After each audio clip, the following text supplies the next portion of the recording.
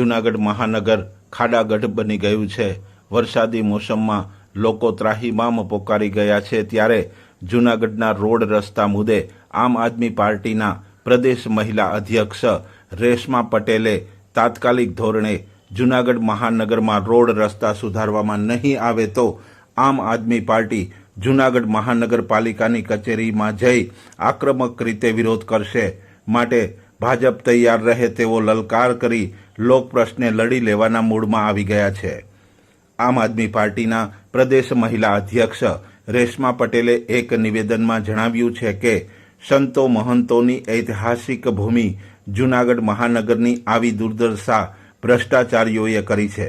અમે આવું નહીં ચલાવી લઈએ અને જૂનાગઢના રોડ રસ્તાઓ તાત્કાલિક ધોરણે સમારકામ કરાવો, વારંવાર તોડવાનું બંધ કરો અને જો આમ નહીં થાય તો મહાનગર કચેરીએ અમો જઈ આંદોલન કરશું।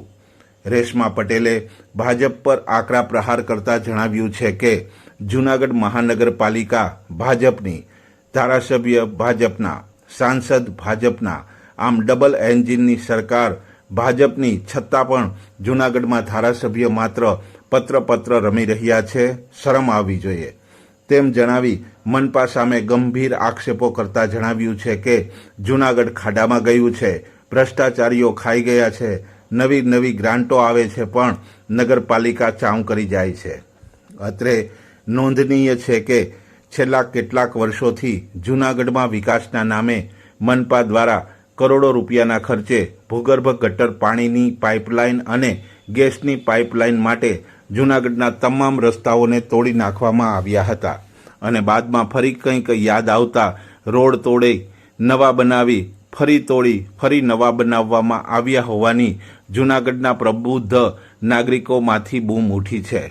આ સાથે જૂનાગઢ મહાનગરમાં રાજમાર્ગો સહિત શહેરની મોટાભાગની સોસાયટીઓ, મહોલ્લાઓમાં હાલમાં પણ રસ્તા તૂટેલા છે અને વરસાદ આવ્યો ત્યાં સુધી રસ્તા તોડવાની કામગીરી ચાલુ હોવાને કારણે શહેરના મોટાભાગના રાજમાર્ગો અને સોસાયટીઓના રોડ ન બનતા હાલમાં લોકો ભારે પરેશાની ભોગવી રહ્યા છે।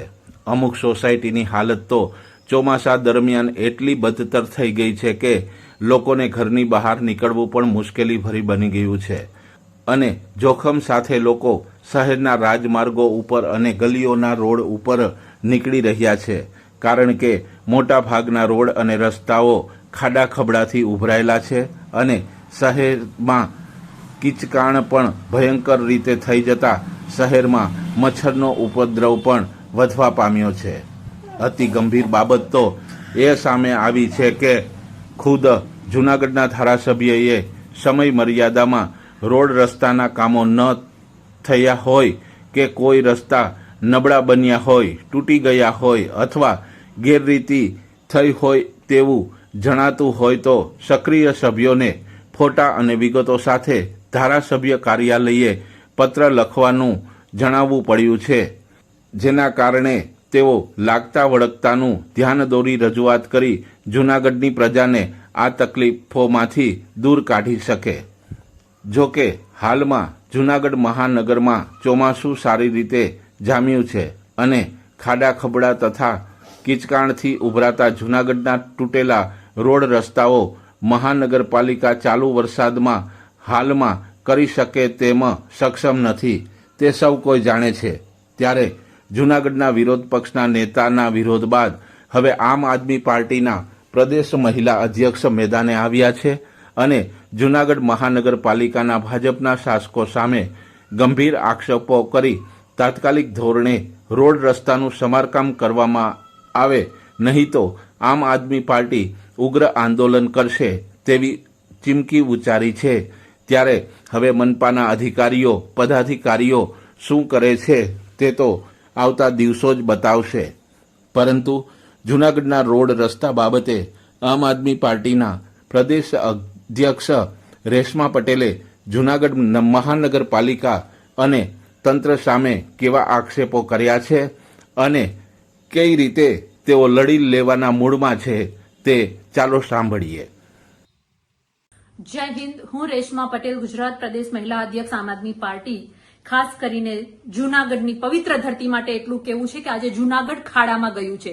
રોડ રસ્તામાં ભ્રષ્ટાચારીઓ ખાઈ ગયા છે. નવી ગ્રાન્ટો આવે છે પણ મહાનગરપાલિકા ચાવ કરી જાય છે. અને ત્યારે મૂંઝવણની વાત એ છે કે જૂનાગઢના ધારાસભ્ય માત્ર ને માત્ર પત્રો લખીને કાર્યકર્તાઓ પાસેથી ડેટા માંગી રહ્યા છે. શરમ આવી જોઈએ તંત્રને કે મહાનગરપાલિકા તમારા ભાજપની છે, ધારાસભ્ય ભાજપના છે, સત્તા ભાજપની છે, ડબલ એન્જિનની સરકાર છે, તો આવી દુર્દશા તમે મહાનગરપાલિકાની કરી છે, એ પણ સંતો અને મહંતોની પવિત્ર ભૂમિની. મારે એટલું જ કહેવાનું છે કે તાત્કાલિક ધોરણે જૂનાગઢના રોડ રસ્તા અને જે પ્રજાને હેરાનગતિ ભોગવવી પડે છે એ ન ભોગવવી પડે એટલા માટે સમારકામ કરીને સરખા બનાવો અને વારે તોડવાનું બંધ કરો. નહીતર આગામી દિવસોમાં આમ આદમી પાર્ટી મહાનગરપાલિકાના દરવાજા પર આવી અને આંદોલન કરશે. અમે ન્યાયની માંગ કરીશું, અમે સુધારાની માંગ કરીશું, એ ચોક્કસ છે. એટલે અમારી માંગણી છે કે તાત્કાલિક ધોરણે આ દરેક રોડ રસ્તાને સરખા કરવામાં આવે. નહીતર આમ આદમી પાર્ટીની આક્રમક વિરોધનો તૈયારી કરવા માટે ભારતીય જનતા પાર્ટી તૈયાર રહે. ધન્યવાદ. જો આપશ્રીને અમારો આ કાર્યક્રમ ગમ્યો હોય તો રંગોલી ગુજરાતી ચેનલને લાઇક અને સબસ્ક્રાઇબ કરવા નમ્ર વિનંતી છે. તે સાથે બેલ આઇકોન ખાસ દબાવશો જેથી આવા જ કાર્યક્રમો આપને સૌથી પહેલા જોવા મળતા રહે. Thank you for watching rangoli Gujarati channel. આપનો ખૂબ ખૂબ આભાર.